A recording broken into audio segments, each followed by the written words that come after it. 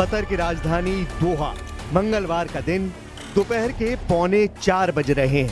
अचानक जोरदार धमाके होते हैं।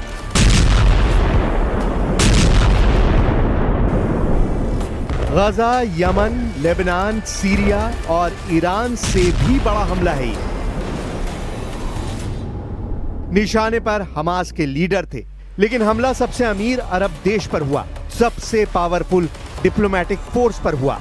कतर में हुए इस धमाके ने पूरे अरब वर्ल्ड को हिलाकर रख दिया।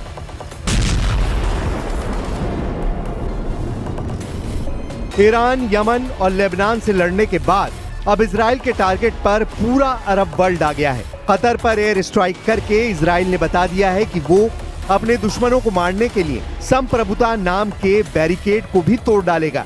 यानी अब हमास को पूरी तरह खत्म करने के लिए इजराइल उन देशों पर भी हमले से परहेज नहीं करेगा जो अभी तक इस युद्ध से दूर रहे हैं। क्या कतर पर हुआ इजरायली वायुसेना का हमला इजराइल वर्सेस अरब वर्ल्ड का युद्ध भड़काने जा रहा है? क्या कतर के बाद इजराइल तुर्की पर भी हमला करेगा? क्या इस्तांबुल पर एयर स्ट्राइक होगी? क्योंकि हमास के नेता तुर्की में भी रहते हैं। इसमें कोई शक नहीं कि नेतन्याहू ने बहुत बड़ा कदम उठाया है।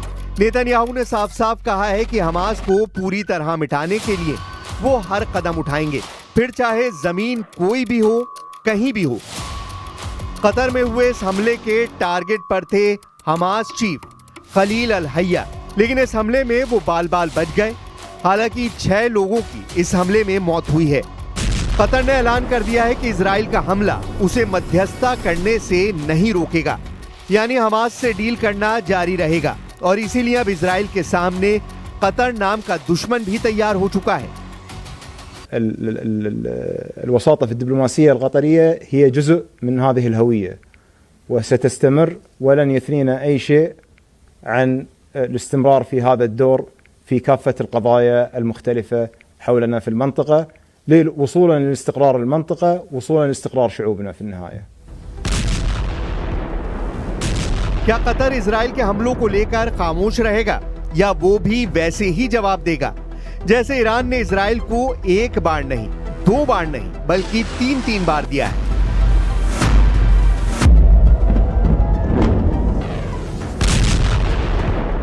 तेल अवीव और हाइफा में गिरती हुई ईरान की मिसाइल देखिए। 13 जून को तेहरान पर इजराइल के हमले के बाद शुरू हुई इस जंग में ईरान ने इजराइल पर 600 मिसाइल दागी थी। इजराइल के कई शहरों का यही हाल हुआ था। फिर 12 दिन बाद अमेरिका के दखल से ईरान और इजराइल के बीच युद्ध विराम हुआ। क्या कतर ऐसा ही जवाब देने की ताकत रखता है? आर्थिक रूप से सबसे मजबूत अरब देश कहा जाने वाला कतर है तो बहुत छोटा सा मुल्क, लेकिन हथियारों के मामले में ये सबसे बेहतरीन वेपन सिस्टम से लैस है। कतर के पास 36 रफाल फाइटर जेट हैं। कतर के पास 24 यूरोफाइटर टाइफून जेट हैं। कतर के पास 37 F-15 ईगल लड़ाकू विमान भी हैं। और ये ताकत कतर को अरब देशों में सबसे मजबूत एयरफोर्स भी बनाती है। लेकिन सवाल वही है कि क्या कतर इजराइल को जवाब देगा या फिर वो शुरुआती रिएक्शन के बाद खामोश बैठ जाएगा? At noon today, I convened the heads of Israel's security organizations and authorized a surgical precision strike on the terrorist chiefs of Hamas. These are the same terrorist chiefs who planned, launched, and celebrated the horrific massacres of October 7th. सवाल ये भी है कि क्या Qatar में सबसे बड़ा military base रखने वाले अमेरिका को इस हमले के बारे में पता था? सबसे पहले डोनाल्ड ट्रंप से समझिए कि अमेरिका इस हमले को कैसे देखता है।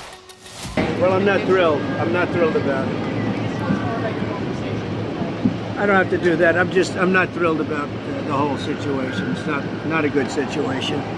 But I will say this: we want the hostages back, but we are not thrilled about the way that went down today. I'll be giving a full statement tomorrow, but I would tell you this: I was very unhappy about it. Very unhappy about every aspect, and we got to get the hostages back.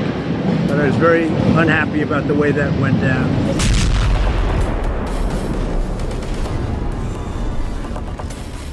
Karoline Leavitt की बात पर गौर करिए, क्योंकि Karoline Leavitt ने Israel को लेकर Trump की policy की पूरी पोल खोल कर रख दी है। Sure. Well, I have a statement to read for all of you with respect to the Israeli strike in Doha, and here it is. This morning, the Trump administration was notified by the United States military that as Israel was attacking Hamas, which very unfortunately was located in a section of Doha, the capital of Qatar. President Trump immediately directed Special Envoy Witkoff to inform the Qataris of the impending attack, which he did. The president views Qatar as a strong ally and friend of the United States and feels very badly about the location of this attack. Karoline Leavitt ने साबित कर दिया है कि Israel को America से पूरी छूट मिली और कतर पर हुए हमले को लेकर एक तरह से ट्रंप का ग्रीन सिग्नल था। कतर को पश्चिम एशिया में अमेरिका का सबसे अहम सहयोगी माना जाता है। अमेरिका का सबसे बड़ा सैन्य अड्डा और डिप्लोमेटिक संबंधों को लेकर कतर ये मानता रहा है कि इजराइल उससे दूर रहेगा, लेकिन 9 सितंबर को हुई इजराइल के एयर स्ट्राइक ने सब कुछ गलत साबित कर दिया। अब या तो ट्रंप झूठ बोल रहे हैं या उनकी प्रवक्ता कैरोलिन लेविट, दोनों की बातों को लेकर कतर उलझन में पड़ गया है, क्योंकि कतर के प्रधानमंत्री का दावा है कि इजराइल के हमले के 10 मिनट बाद ही ट्रंप की कतर के अमीर से बात हुई थी और उन्होंने हमले की निंदा की थी। The attack happened at 3:46. The first call we had from an American official was at 3:56, which is 10 minutes after the attack. And after that, President Trump has spoken with His Highness the Emir. He condemned the attack, and the U.S. government positioned that they have no knowledge about the attack nor any coordination about it until it started to happen. Israel ने हमला करके दिखा दिया है कि उसके दुश्मनों के लिए कोई जगह सुरक्षित नहीं है। ऐसे में अब इजराइल के एक्शन ने तुर्की के लिए बड़ा खतरा पैदा कर दिया है, क्योंकि तुर्की भी हमास के बड़े मददगार देशों में शामिल है। दोहा में वो जगह देखिए जहां इजराइल ने बम गिराए। Made in America bunker buster बमों ने इस इमारत का क्या हाल किया है। यहीं पर हमास के वो अधिकारी थे जो कतर में गजा युद्ध विराम पर डील के लिए बात कर रहे थे। एक बार फिर सवाल कि ईरान, यमन और लेबनान से लड़ने के बाद अब इजराइल के टारगेट पर पूरा अरब वर्ल्ड आ गया है और अब इस युद्ध में बाकी अरब देश भी कूदेंगे, क्योंकि सऊदी अरब ने भी कह दिया है कि वो कतर के साथ खड़ा है और कतर के लिए वो अपनी पूरी ताकत का इस्तेमाल करेगा। इजराइल ने वहां हमला किया है जो सबसे अमीर अरब देश है, जो सबसे प्रभावशाली अरब देश है, जो गैस उत्पादन में बड़ा खिलाड़ी है और फुटबॉल वर्ल्ड कप की मेजबानी के बाद पूरी दुनिया में अपने इंफ्रास्ट्रक्चर का लोहा मनवा चुका है। इस चमक धमक और पावरफुल डिप्लोमेसी को इजराइल के हमले ने बड़ी चोट दी है। यह अरब के गुरूर को चकनाचूर करने जैसा है। इसलिए पूरा अरब वर्ल्ड नाम के लिए ही सही इस वक्त कतर के साथ शाना बशाना खड़ा नजर आ रहा है। सऊदी अरब ने कहा है कि इजराइल को बहुत ही खतरनाक अंजाम भुगतना पड़ेगा, क्योंकि इजराइल ने अंतर्राष्ट्रीय कानून तोड़ने की हर हद पार कर दी है। इससे पूरे पश्चिम एशिया की सुरक्षा को खतरा पैदा हो गया है। ऐसे में साफ लग रहा है कि इजराइल और सऊदी अरब के बीच अब्राहम एकॉर्ड की सभी उम्मीदें खत्म हो सकती हैं, जबकि सऊदी अरब के क्राउन प्रिंस मोहम्मद बिन सलमान कह चुके हैं कि इजराइल के साथ तब तक कोई बातचीत नहीं होगी जब तक गजा में युद्ध खत्म नहीं हो जाता। लेकिन अब कतर में धमाकों ने रियाद में सबको अलर्ट कर दिया है। लेकिन इजराइल के साथ अब्राहम एकॉर्ड वाली संधि करने वाले यूएई ने भी इजराइल की आलोचना की है। संयुक्त अरब अमीरात ने कहा है कि वो कतर के साथ खड़ा है। इजराइल के हमले को यूएई ने विश्वासघाती बताया है। कुवैत ने भी कहा कि कतर पर इजराइल का हमला अंतर्राष्ट्रीय कानून की धज्जियां उड़ाने जैसा है और इससे पूरे पश्चिम एशिया में आग लग सकती है। जॉर्डन, जिसके साथ इजराइल के डिप्लोमेटिक रिश्ते हैं, उसने भी कहा कि वो कतर के साथ खड़ा है और कतर जो भी कदम उठाएगा वो उसका समर्थन करेगा। कतर को बड़ा साथ चीन से भी मिला है। चीन ने साफ साफ कहा है कि कतर पर हमला करके इजराइल ने बहुत बड़ी गलती की है। 我们对有关报道深表关切。以色列空袭卡塔尔首都多哈哈马斯目标的行为，严重侵犯卡塔尔领土主权和国家安全，加剧地区紧张局势。这同有关域外国家在中东问题上立场长期严重失衡脱不开关系。 इसमें कोई शक नहीं कि कतर में धमाकों वाले मिशन को अंजाम देकर इजराइल ने पूरे अरब वर्ल्ड की एकजुटता को टेस्ट कर लिया है। क्या हमास को टारगेट करके किए गए धमाकों का अरबी गुरूर मजबूती से जवाब देगा या कुछ दिनों के तनाव के बाद सब कुछ ठंडा हो जाएगा? कतर पर इजराइल का हमला इसलिए पूरे अरब वर्ल्ड का बहुत बड़ा इम्तिहान है क्योंकि ऐसे ही हमले के बाद ईरान ने इजराइल के खिलाफ ऑपरेशन ट्रू प्रॉमिस चलाया था।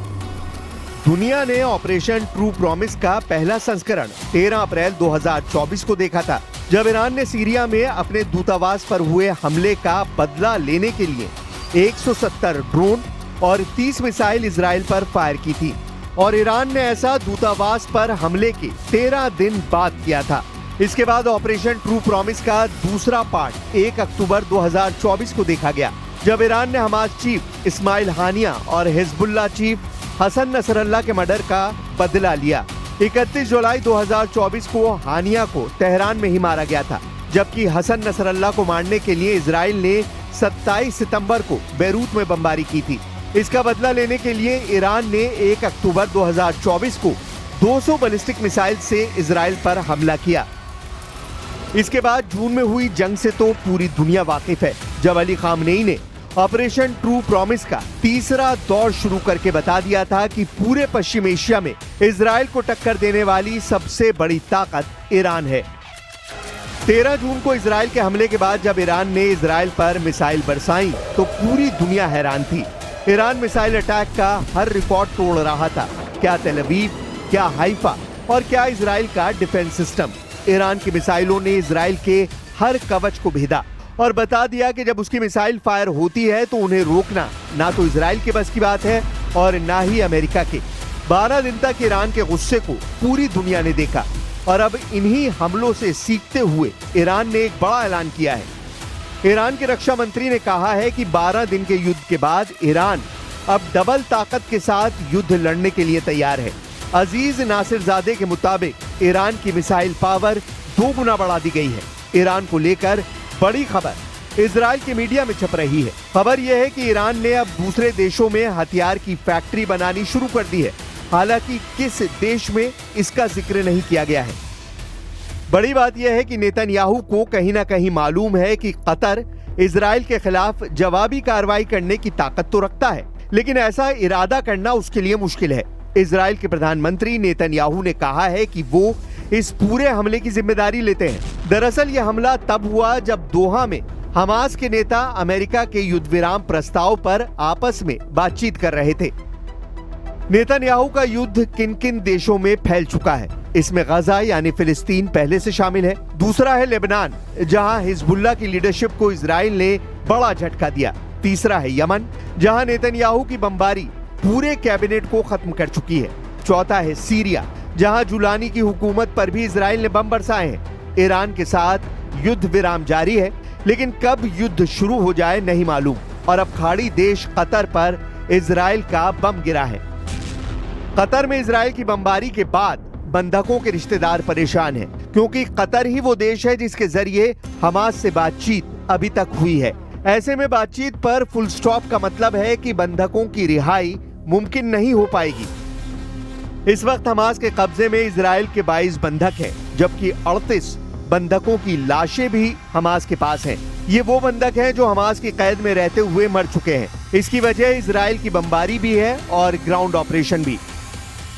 אני רועדת מפחד. אני רועדת מפחד. יכול להיות שברגעים אלה ממש ראש הממשלה בנימין נתניהו בעצם מתנקש במתן שלי וחרץ את גורלו למוות. מי שמחליט לסכן את החיים של הילד שלי בכוונה רוצח אותו. למה ראש הממשלה מתעקש לפוצץ כל סיכוי קטן לעסקה? למה? החיים של מתן שלי בסכנה ממשית. כבר 22 חודשים, עד מתי? שוב ושוב ושוב ראש הממשלה מחבל בעסקה. בכל עסקה שנמצאת על הפרק. נמאס לי. נמאס, לעם ישראל נמאס מהמלחמה הזאת. סיימו אותה כבר ותחזירו את כולם בהסכם כולל. लेकिन बड़ा सवाल ये भी उभर रहा है कि कतर के बाद क्या अगला नंबर तुर्की का है, क्योंकि कतर पर हुआ हमला सिर्फ अरब वर्ल्ड ही नहीं बल्कि पूरी दुनिया के लिए हैरान करने वाला अटैक है। इजराइल के सेना अध्यक्ष इयाल ज़मीर ने 31 अगस्त को कहा था कि विदेशों में मौजूद हमास के नेता भी सुरक्षित नहीं रहेंगे और इजराइल उन्हें भी निशाना जरूर बनाएगा।